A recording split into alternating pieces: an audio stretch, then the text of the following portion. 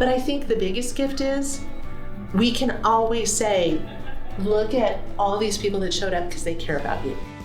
And that's a gift that you can't put a dollar sign on. That's a gift you can't say, if you do this, it'll change something. That's a gift from the heart. And a gift from the heart is having hundreds of people show up to your home school and say, you matter enough that we're here. And I think that's your biggest gift.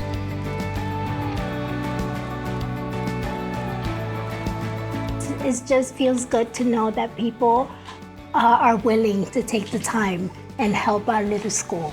Right. So it just feels good that there are still people that are kind and people that are still thinking about how can I help my community. So that's a blessing.